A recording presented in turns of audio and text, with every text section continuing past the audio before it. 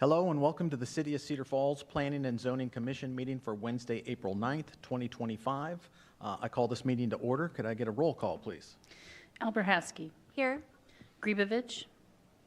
Hartley. Here. Henderson. Here. Johnson. Here. Moser. Here. Sorensen. Here. Thanks, Gordy. Stolnaker. Watkins. Here. Okay, we have 2 absent tonight. All right, thank you. First order tonight is looking for a motion for approval of minutes. I'll make a motion to approve. Second. We have a motion and a second. Any discussion? All those in favor say aye. Aye. All those opposed? All right, that will go into record. This is the time in the meeting for anyone that had came to speak to the commission tonight on anything that's not on the agenda.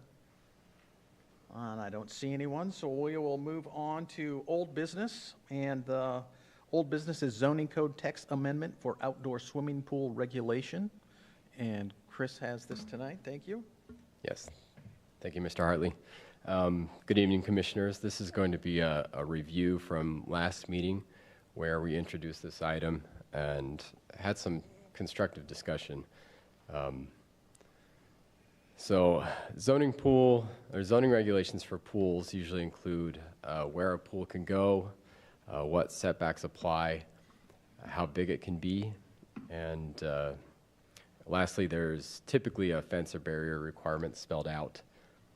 Pools can be an attractive nuisance and potentially a safety hazard for young children, which is why they're typically regulated in zoning and building codes.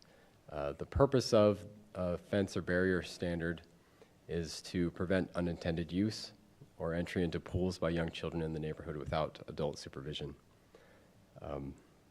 So why are we considering an update to the ordinance? First of all, we received an application for a zoning code text amendment from Jason Collar at Pool Tech, which is a pool contractor. He has a client in Cedar Falls who would like a pool installed. This client recently installed a 4-foot fence around their rear yard prior to deciding to get a pool. And our current ordinance requires that a 5-foot fence be installed to secure the perimeter around the swimming pool. The amendment Mr. Collar is advocating would provide an exception to the 5-foot fence barrier requirement provided a powered pool cover is properly installed, which meets American Society for Testing of Materials, or ASTM, safety standards. The pool covers that meet these standards are durable enough to walk on and meet, durable enough to walk on and meet industry safety standards for the method of opening and closing the cover. Staff consulted with the building official who is familiar with these safety standards and finds this exception to the fence requirement acceptable. If the commission is curious about precedent, this contractor has successfully applied for similar code changes in other jurisdictions. Aside from the application submitted to the city, another reason for this update is that city staff finds that several aspects of the current zoning regulations for swimming pools are not reasonable or are not consistent with standards in the building code and have caused conflicts between neighbors. Some examples worth fixing include being located in an obscure part of the code, no differentiation between kiddie pools and larger standard swimming pools. So where all of the standards could technically apply to kiddie pools as well. Another is it can encroach the required side yard setback. It can be 2 feet from a lot line. And the ordinance does not define whether the setback is to the pool's edge or to the pool deck. It's required to be 8 feet from any structure, which can preclude things like cabanas and things like that that might want a homeowner might want to be closer to the pool in that regard. It does not address double fronting lots, and we can explain that again a little later.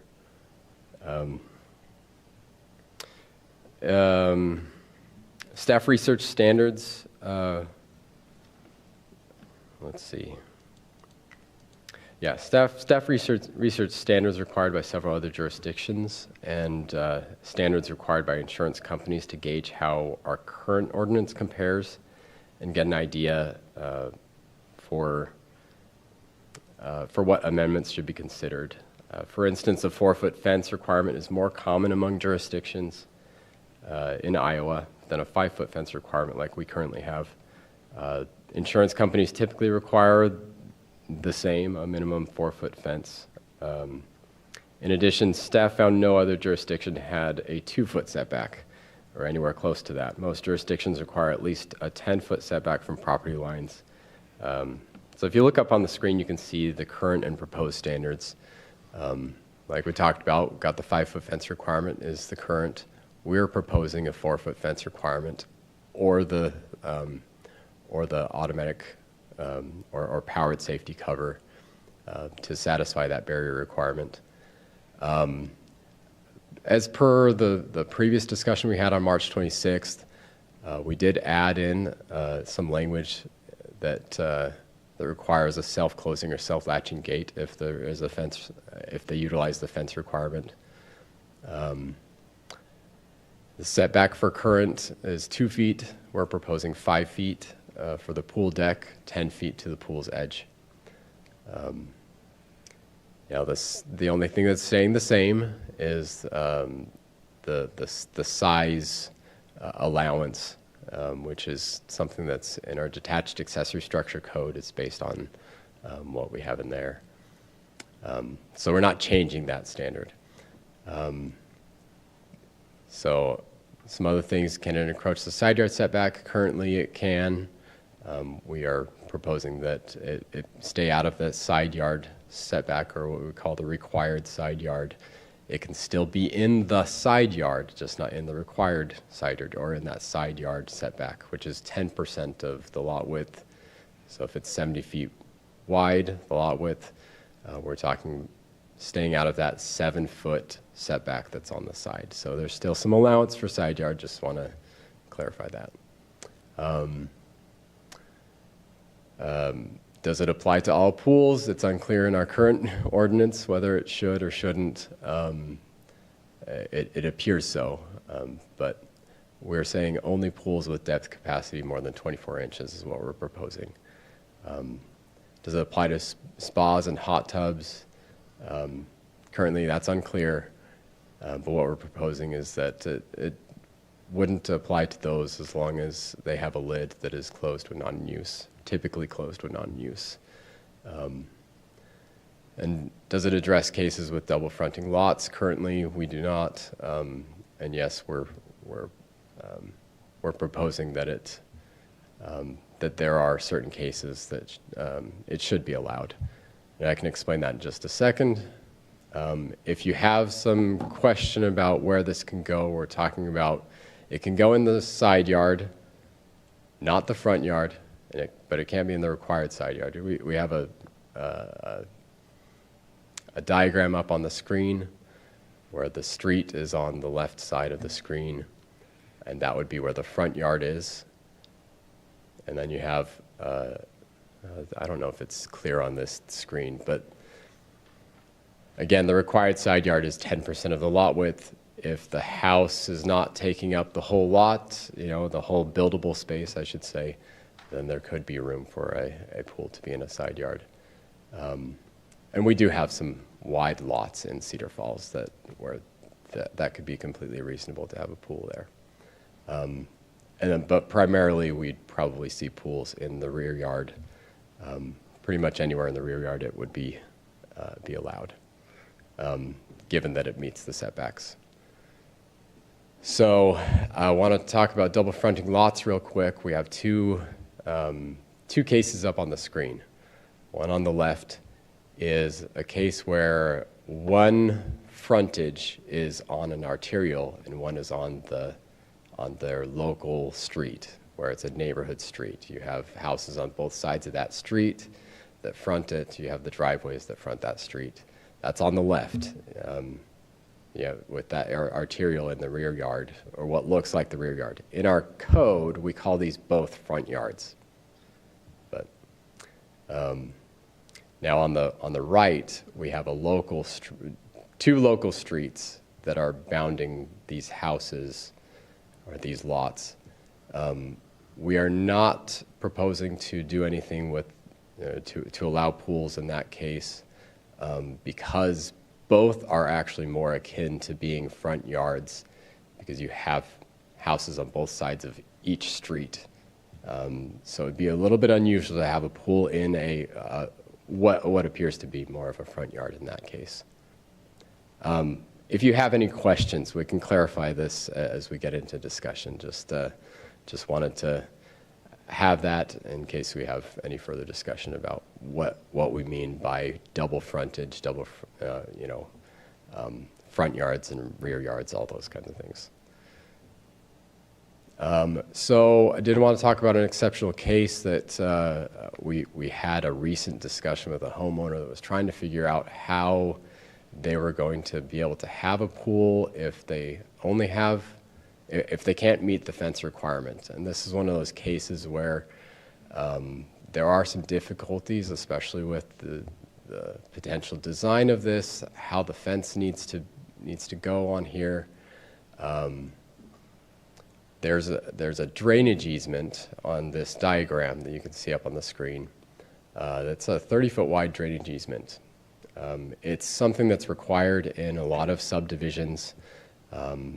It's something that's reviewed by our engineering department to make sure that stormwater is handled the correct way in these subdivisions.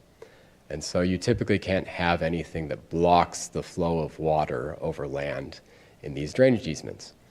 And so naturally, we do not approve fences that go in, that someone's proposing these drainage easements.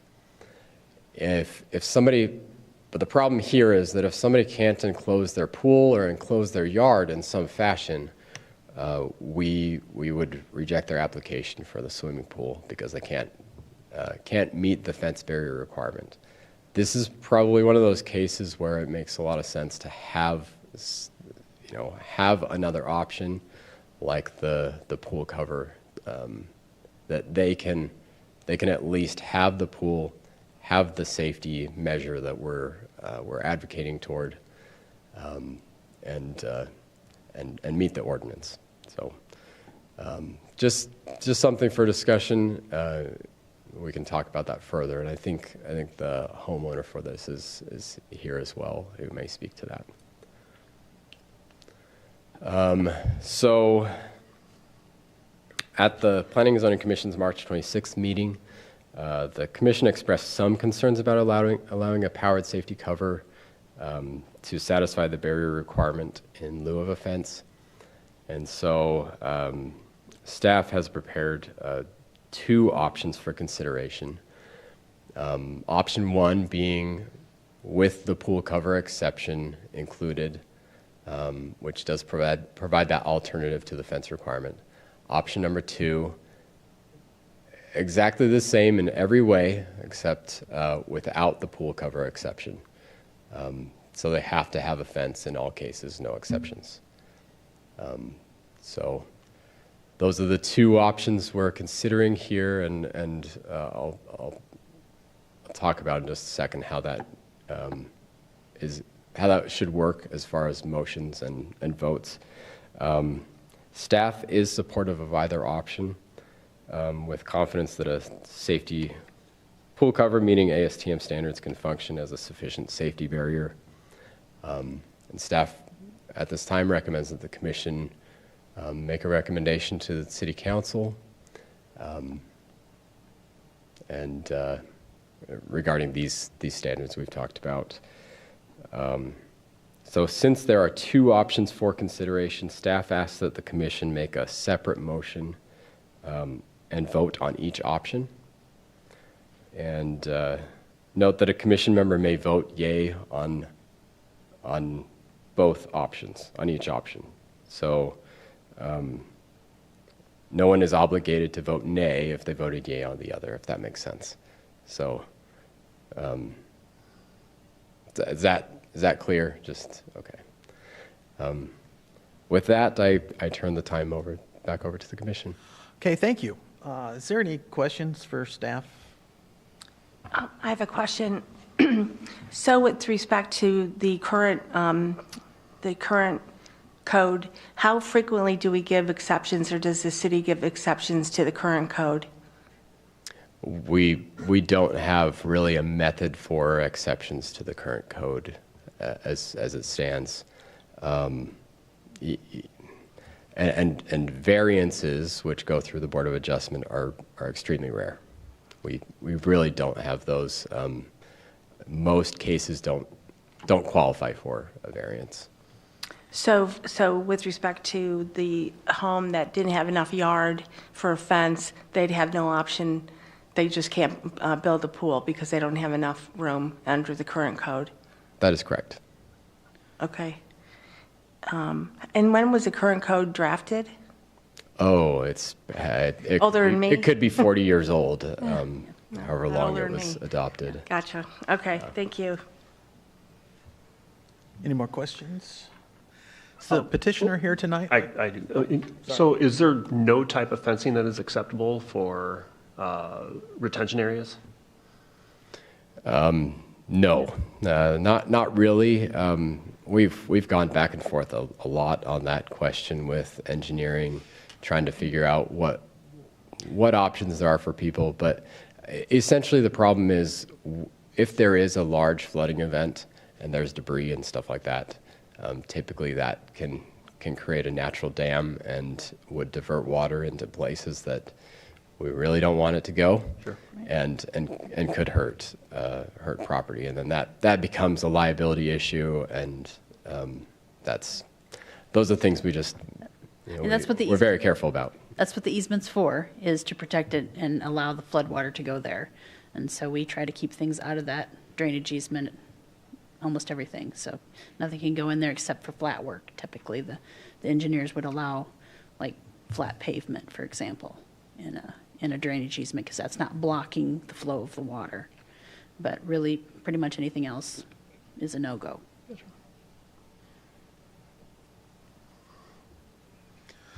Is the petitioner here tonight and like to speak to this item?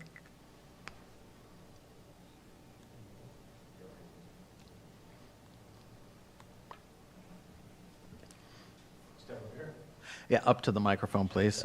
Name and address, please, for the record. Ryan Borgward, 4426 Winwood Drive, Cedar Falls. So I'm the homeowner of that home that's being constructed, where they showed the drainage easements and our inability to do a pool, based on the current code. And I know this isn't a personal issue, it's more of a safety issue, but from a personal level, I'm a father of a 7-year-old, a 4-year-old, and a 2-year-old. My daughter's at home, and the pool is just something we enjoy. It was built into the strategic plan for this house, and now we've kind of come along this hurdle here. And so obviously I look for alternative options, on what can be done. And I didn't even know there was a meeting that had taken place a couple weeks ago. This has all kind of come to the forefront for us in the last week or two. But in any event, a little bit about me, I'm an oral surgeon, and so by nature we do things evidence-based, practice. We don't just go in and say, oh, this seems like a good idea, let's see if it works and what's the outcome. We like to, have some sort of supportive research, and et cetera. So inherently I went on, I dove in and did some research, and I know these gentlemen I didn't know they were going to be here from Pool Tech, can probably speak more to, the track record and the safety, but just things I found out, that they've been around since the 60s. There's never been a drowning in a pool that has a industry standard, pool cover. So safety is the most important thing to me. I would not, advocate this for myself if I didn't think it was safe for my family and my daughters as well. So safety trumps everything, and just from everything I've read and looked into, there's standards in place. ASTM or whatever you alluded to, they have different, guidelines and protocols that these covers have to support a certain amount of weight. They have to be lockable. They can only hold so much water. So it's a safe option in my opinion, which doesn't mean anything. But we just want the opportunity to have this pool. our lot prevents us from fencing it in, and this is a great option to provide the safety. And they're not cheap. I mean, so I would argue that somebody that's going to invest the money into something like this is doing it because of the safety aspect. They're going to make sure it's shut because they spent the money on this device to provide the safety, so they're not just going to leave it open and you know, then people can get to the pool that way. So I appreciate everybody's consideration and look forward to hopefully finding a resolution here. So thank you, guys. Thank you. Petitioner like to speak also? Danny Chang, 1112 Cherrywood Place. Just going to piggyback off what he said. I also have a kid. He's 10, and I'm the one that installed the 4-foot fence, thinking that would be sufficient. And I also purchased the pool cover because I just like that redundancy. But had I known, you know, if this ordinance or if this amendment passes, I probably would have opted to not put the fence up, just because the way my lot is. And I have a representative from Pool Tech coming up here to explain Okay. or answer any questions that you may have. So. I do have one question. You don't have to give me a dollar amount, but the fence cost versus a cover cost, which one's more expensive?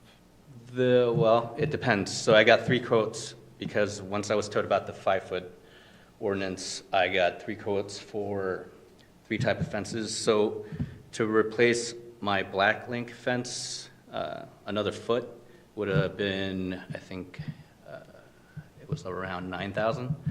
And then wooden one would be $25,000, and then a vinyl one was $58,000.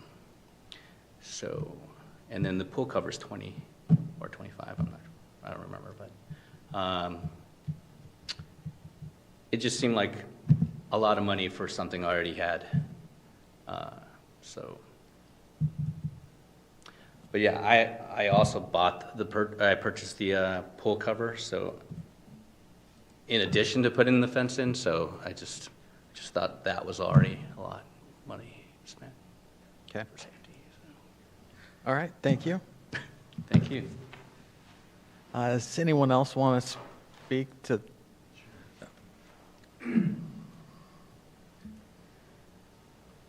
You had a lot in your proposal there, and Name and company and. Steve McCollichek with Pool Tech, Okay. out of Cedar Rapids. Okay, thank you.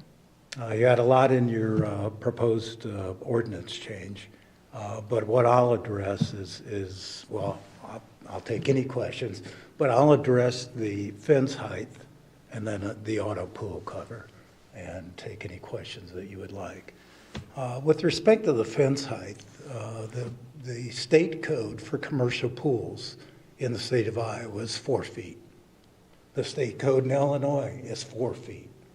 The International Swimming Pool and Spa Code, which is adopted by the International Business Code, so ICODE, is 4 feet. So 4 feet's a pretty standard thing.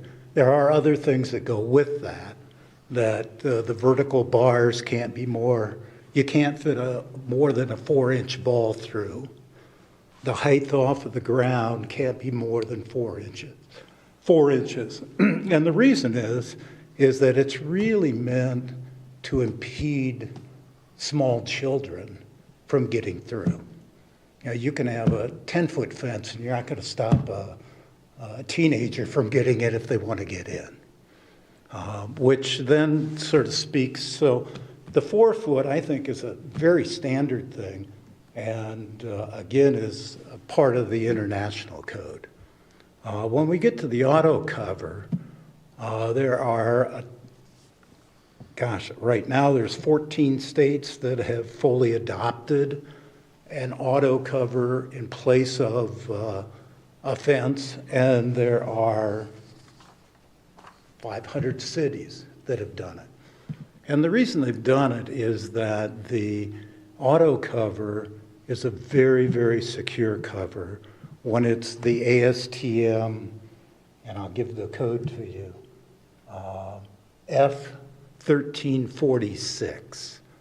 The 4 key provisions of the auto cover is that it has to be able to handle a static load of at minimum 485 pounds.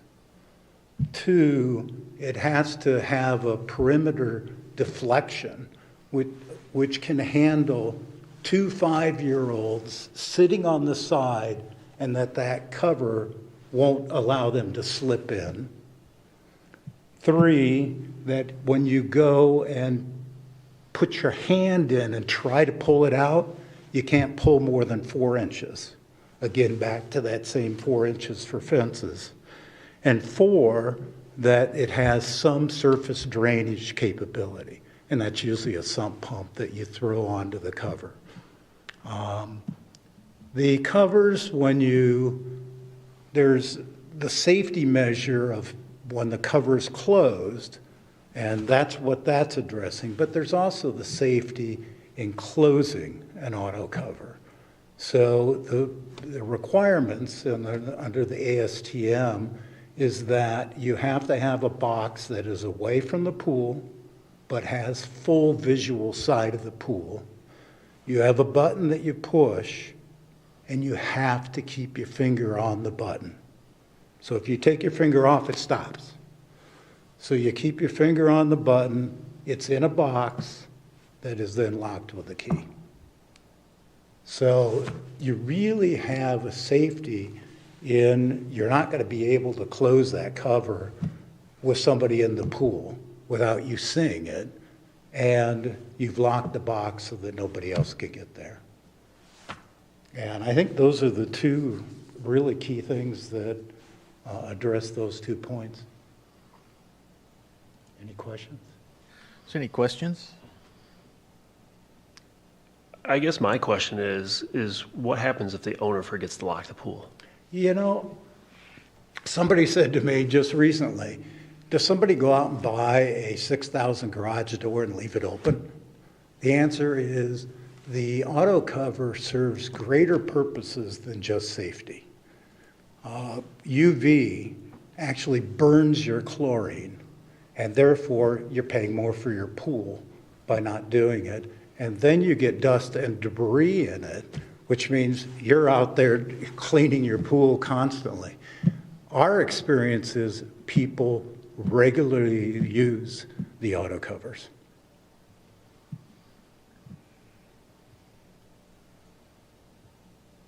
So I have a question about the fence.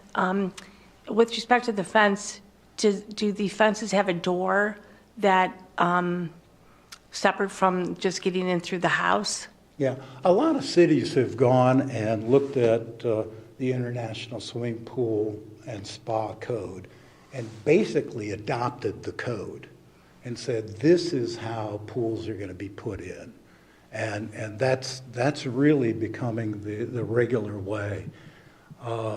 With respect to latches and gate locks, ISP, let's see, it has to have one or both of those. If it's a latch and it's on the outside, it has to be at, I think, 48 inches. And if it's a latch on the inside, again, a 4-foot fence is where they're at, it has to be within like 3 inches of the top. So similar to the cover, someone could leave the door open and get in if You could leave the door open. You literally could go in on a latch and reach through and do it, right? 4 inches still gets a hand through. You won't get a body through. Thank you. Yeah. So our suggestion is that, the auto cover does provide that level of safety and that level of protection, as well as an important feature for maintaining a pool that somebody has spent $150,000 to $250,000 on. They have every reason to maintain it. All right, thank All you. right, thank you very much. All right, was there anyone from the public that would like to speak to this? Yeah, you can come back up. State your name again for the record, please. Ryan Board, 4426 Wynwood Drive, Cedar Falls. Just to kind of address what you were getting at, you know, when I was researching or reading up on this, I mean, the house can serve as like the fourth wall of the fence. So you have kids playing in the basement, they walk outside of their house, well, they're inside their fence, but then they can go fall right in the pool, you know. So that's why I think having safety cover there, even if you had a fence, is going to be much more secure than not having that at all. And once again, gates can be left open, kids can climb fences. I mean, if kids are out being kids, and they want to cause trouble, they can easily climb a fence. There's a study by the American Academy of Pediatrics that said even if every pool in the country had a fence around it, it would not have prevented most drownings of kids under the age of 5 because they climb fences, they wander around outside, and they fall in the pool, and that's it. So, yeah. So that's why I think the safety cover is a better option, in my opinion, than a fence. So, Thank you. Thank you. Yeah, you can come back up, please. Name again for the record. Danny Chang. I just want to bring up something Mr. Sorensen said at that one first meeting. He said, what if I have acreage and, my house is looking over a river and neighbors are far away. I don't necessarily want to fence my pool. Especially, he would have to, that would be quite substantial if you had a big 5-acre lot. So that's not, the cover provides an option for people in more rural parts of Cedar Falls. So. Okay, thank you. Dave, I have a question. Can you guys hear me? All right, go ahead, Gordy. I am online. Hey, is the international code allow for covers without a fence, or is that, or what's the code say about that?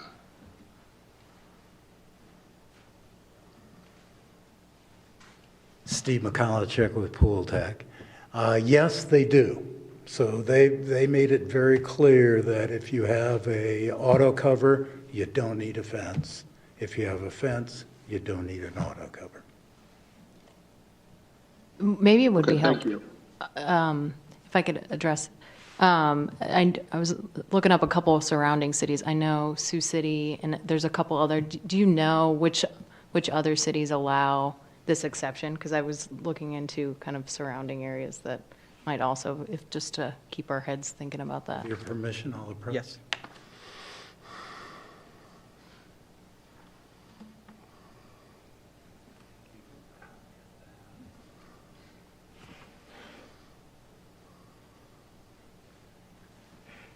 So the last time that it was actually checked to see what states, what cities have fully adopted the ISP code, which again allows you to do one or the other, was in 2020. And in 2020, I think that shows that 14 states have adopted it straight out. In Iowa, I think you can probably find it, but Cedar Rapids, Hiawatha, Ankeny, Council Bluffs, Coralville, Des Moines, all accept that. Thank you. Yep. All right, any more questions or discussion? Question with the potential change to the code. I see 2-unit dwellings. Would that be one fence for the entire property, or would the fence be between the 2 units? Does that make sense? They can have the fence, people can put a fence around a pool that doesn't have to be around the perimeter of their yard, right? Sure. So you could potentially have 2 pools, I guess, and each one of those. Say in like a duplex scenario. Right, or if they're sharing a pool, I guess you have the fence around the pool. So there's nothing in the ordinance that says the fence has to be along the property lines, Okay.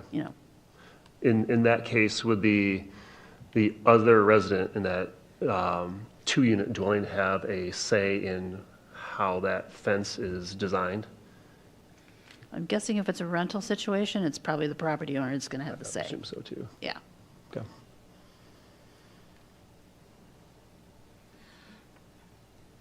Any more Well, discussion? I can just say on that fence situation, that's probably addressed in the homeowners association guide if it is a condo type setup. What the fence could be, you know? That would make sense. Right, there's often private covenants that talked about fences. Okay? Yeah, come on back up, please. Danny Cheng. So one of the things that sold us on the pool was, so Jason Collar, he took us to a pool he was installing in Waterloo, and this property had no fence. They did have a sort of a side fence, but in their actual backyard, only on his right side, there was no fence at all. And,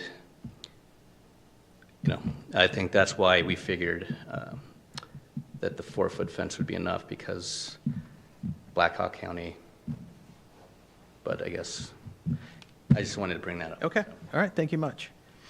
All right, I'll bring it back to commission.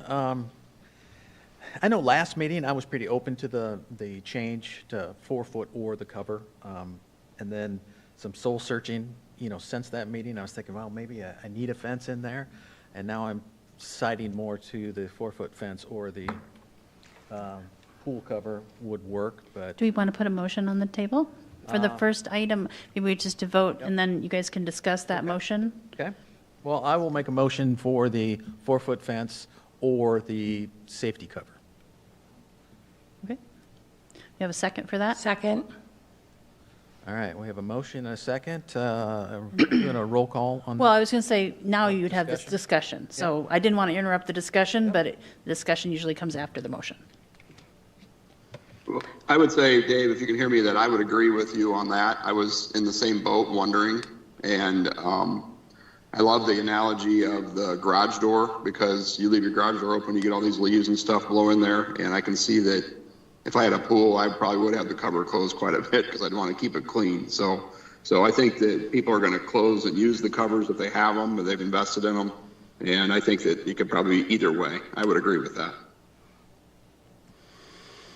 And to argue that, I have an automatic timer on my garage door so that if it's left open, it closes automatically, because I do that. And, you know, I think that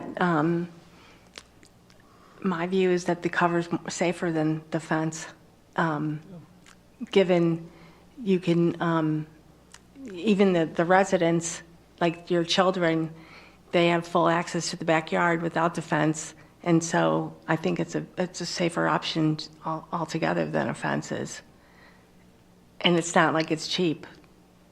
And the fact that there's 33 states between mandatory adoption and optional adoption that have gone with this code, international code, speaks to me that this is, they've made the determination that this is a safe option for their residents.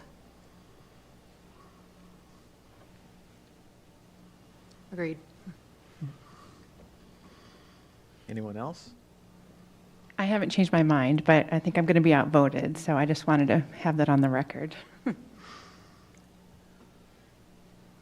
think where I'm struggling with this is I do agree. I think that the standards for the pool cover are obviously very safe. I had no idea before this item came across the desk that there were pool covers that could withstand an elephant's weight. So I think that there is safety in that. I just think that we're humans and there's that element of human error. And if I think about a lot of the neighborhoods in Cedar Falls where we have a lot of families or kiddos that are running around, they're playing, which is exactly what you want. You want that family-friendly community. But I think that there are going to be instances where maybe a family went inside for a few hours, they meant to close the pool cover because maybe they thought they would come back out or whatever it may be, but they didn't. And if a kid falls in, if somebody's playing and just missteps, I think that there's that human error component where I know that kids can still climb fences, but I think having a physical hard stop still helps do something that a pool cover, while left off, or if it's up to the human to actually close that, there's a lot of error there versus always having that physical barrier. So I do struggle with this quite a bit. You know, what's interesting is two of the fastest growing cities in Iowa have adopted this, Ankeny and Johnston. Having lived in Ankeny, it's growing like leaps and bounds, families, and so I hear what you're saying, but I think you could say the same thing about the door to the fence, that someone leaves the door open. So I like the idea of having both. That's what I would do if I had a pool, because of the safety, but I think that there's that risk either way. And the people with the pool recognize they have liability, significant liability, if there's an incident with drowning in their pool. And so I think that's a pretty significant incentive to keeping the cover on when they're not actively using the pool. Any further discussion? Ready for a vote? This is a vote on option 1. Option 1. Alberhaski, Nay. Gribovich, oh, she's not here tonight. Hartley, Aye. Henderson, Aye. Johnson, Aye. Moser, Nay. Sorensen, Aye. Watkins. Aye. Okay, that motion carries. So we're going to vote on the second option also? Yeah, just in case, I think the idea here is that if the council can have a different point of view, so there are a lot of regulations here that we think are worthy, so it's nice to have both options available. So you would send 2, potentially positive recommendations to the council, and then if for some reason the council disagrees with the commission on the first option, there's still a second option they can vote on as well. So that's the reason we would recommend that you vote on both. Okay, thank you. And the second option was mandatory fence, but it was reduced to 4 foot? Okay. I would make a motion for that 4-foot fence mandatory. Second. All right, we got a motion and a second. Any discussion on this? I just take it to a vote, please. Thank you. Okay. Alberhaski, Aye. Hartley, Nay. Henderson. Nay. So just so you know, if the council votes no on the first option, and you've all voted nay on the second option, Won't pass. nothing will pass then potentially at council. Is that acceptable to you, or is that what you're saying? Because as Chris said, you can vote yes on both of them, but you're saying you won't. Well, I don't like the idea of I just feel strongly that either one is sufficient, and that making the council make the call on that versus having, this is my words, copying out and just going with the fence. I feel strongly that they should allow either one, and so that's why I didn't want to vote for just the fence. Okay. All right. Just so you understand, a negative vote from the commission triggers a supermajority vote at council. Oh, I So- didn't know that. Yeah. Yeah. So I just wanted to make sure you were thinking all that through. So can we with change this. our vote? What's that? Can we change our vote? Sure. Do you want me to start over? Sure. I want to make sure you do. I appreciate that. Yeah. Okay. All right. Can we table the second vote? So what would that do for us? I'm not sure. Gordy, what were you Well, thinking? Well, then we aren't really voting against it, so it doesn't make the council have to have a supermajority to look at our first option. And if they don't approve it, they could kick it back to us. Right. It just has to then come all the way back and go through these hearings one more time. So I guess if you guys are ready to vote yes or no on this, it streamlines the process a lot better because they can have the same option that you're having tonight. So I guess if you guys are ready to make a decision on that, I would recommend that you make a recommendation. If I can give a quick thought on this.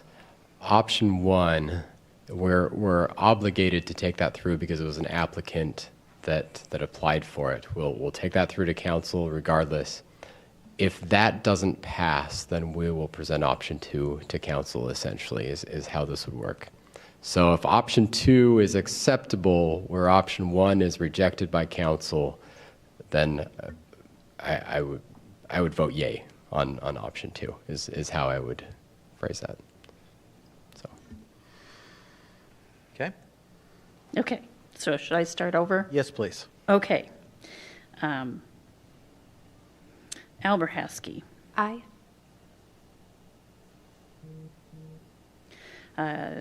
Hartley, sorry, I'll get my, Aye.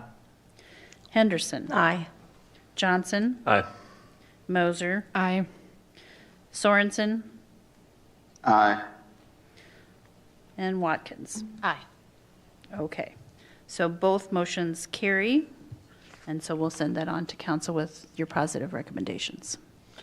All right, thank you very much. That concludes old business. There's no new business tonight. Is there any commission updates? I have no commission updates for you tonight. All right, I would entertain a motion to adjourn. I'll make a motion. Just one question. Is this going to come up at the next city council meeting? So when will the date? They'll be setting a public hearing at the April 21st council meeting. So the actual hearing won't be until the May meeting. Okay, I just asked because if I'm in town, I'm going to try to attend. Okay, yeah, and you can also watch on TV too. But I may get up and speak at the meeting. So, sorry about that. You're okay. We have a motion. Do we have a motion? Second. Okay, Second. All right, we got a motion and a second. All those in seconds. favor say aye. Aye. Aye. Aye. All right, we are adjourned. Thank you. Everyone have a great evening. okay.